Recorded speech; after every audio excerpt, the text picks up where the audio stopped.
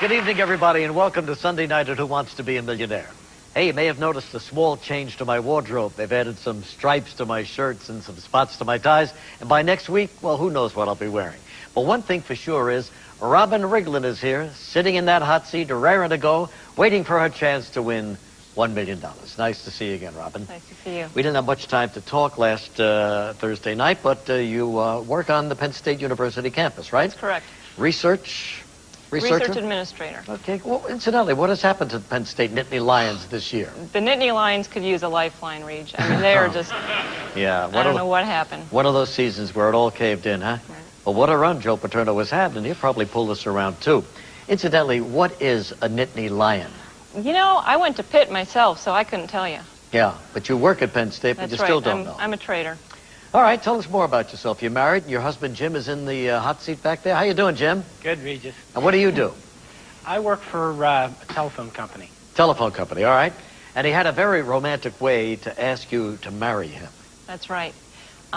He is actually afraid to fly, so I should have known something was up when he asked me to go up for an airplane ride in a plane that his friend owns. But he kept insisting, wouldn't it be nice to go up and see the fall colors? So I said, sure, that'd be great. We went up for the plane ride, and he said, look, there's our house down there. I looked down, and on the roof, in big orange letters, it said, "Marry me, Robin." And then he took out the ring. And then he jumped out and pulled the parachute. Very romantic, Jim. Good imagination. Way to go.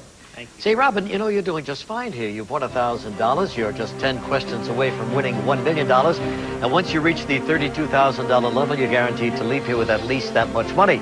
And you have all of your lifelines left, 50-50. Ask the audience, and you can phone a friend. If you want to play along with Robin, go to abc.com right now and join thousands of others using ABC's enhanced TV. All right, Robin, all set to go here? Ready? I think so. Audience, are you ready? Yeah, we're all ready. Let's play Who Wants to Be a Millionaire? Going for $2,000, 10 away from $1 million. The man-made substance known as Olestra was created as a substitute for what? Sugar, salt, fat, caffeine. The answer is C, fat. Final answer. Just won $2,000. Very good.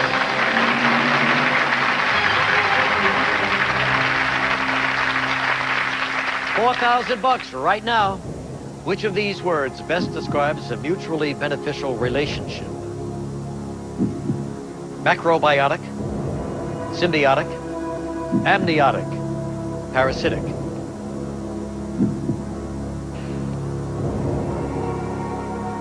I think I'm going to go with B, symbiotic, and that's my final answer. And that's the right answer for $4,000. Here it comes for $8,000.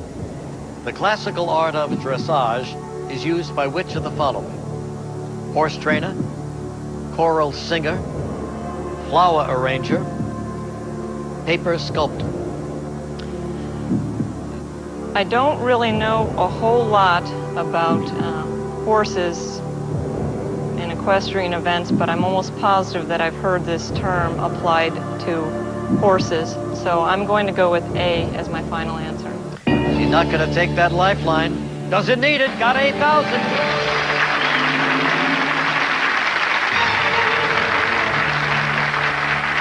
Very good, saving those lifelines for when you really need them, huh? We're up to $16,000. In the Grimm fairy tale, what does the queen guess about Rumpelstiltskin in order to keep her firstborn child? His age, his birthplace, his name, his weight.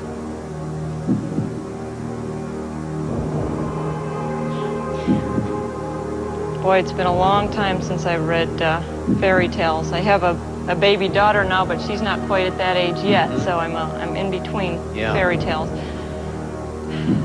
I think I'm going to ask the audience on this one. All right, audience, we need your help right now.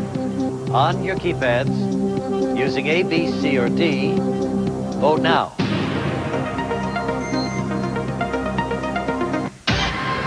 Well, 71%, it's a good majority, say his name. Well, I'd say it looks like a pretty smart audience, and the more I thought of it, the more it kind of rang a bell, and it's such a funny name that it sounds like a good answer. So I'm going to go with C as my final answer. Right again, audience. You did it. $16,000. We're going to take a break, and when we come back, keep going for $32,000.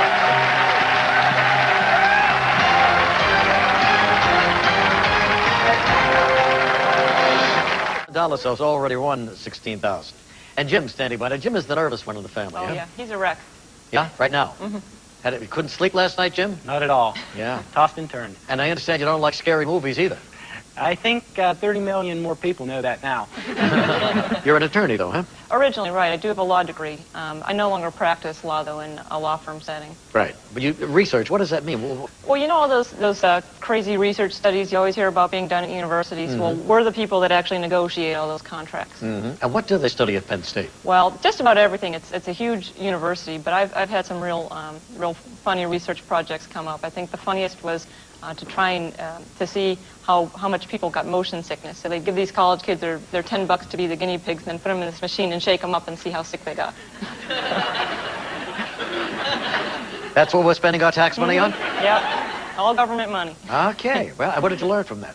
That motion does indeed cause sickness. Right. Good. All right, Robin, $32,000 coming up. Let's play. Here we go again. She's 6 away from 1 million. Who circumnavigated the Earth on a boat that came to be called the Golden Hind? Ferdinand Magellan, Sebastian Cabot, Christopher Columbus, Sir Francis Drake. Boy, I have an initial instinct on this. I'm going to think about it just for a minute here, though. Sure.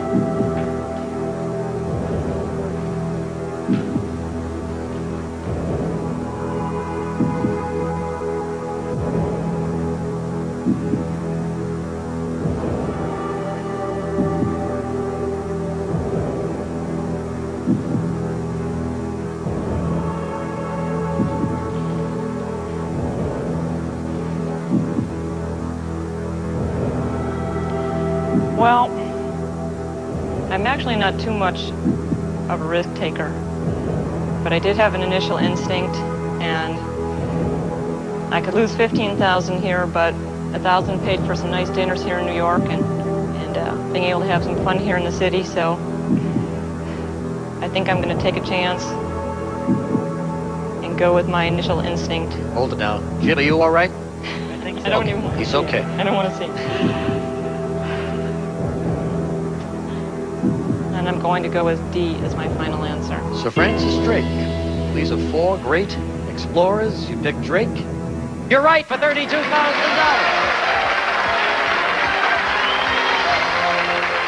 Great, Robin.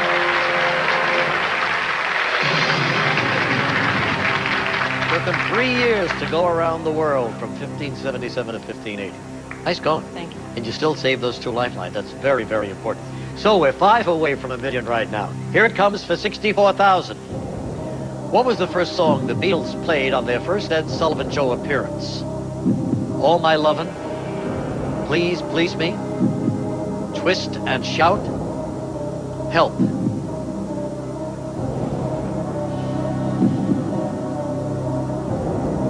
Boy, I've seen those film clips so many times. They're yeah. so famous, but gosh, most of the time you just hear all the girls screaming. You can hardly even hear the Beatles singing.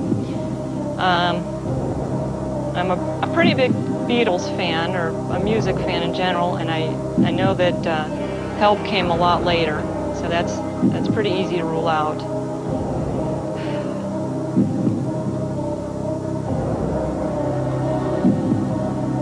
Twist and Shout.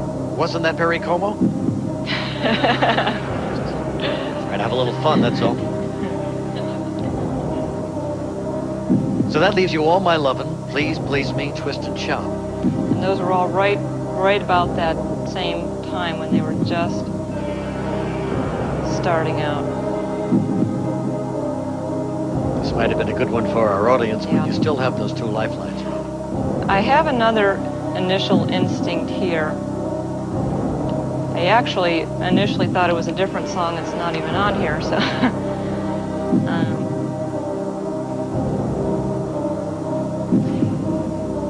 Well, again, if I guess, this is sort of the free question. If I guess here, I don't lose anything. Hate to see you leave altogether, but sure, whatever you want to do. I think I'm going to go with A as my final answer. All my lovin'. That's what they sang, Parenzo.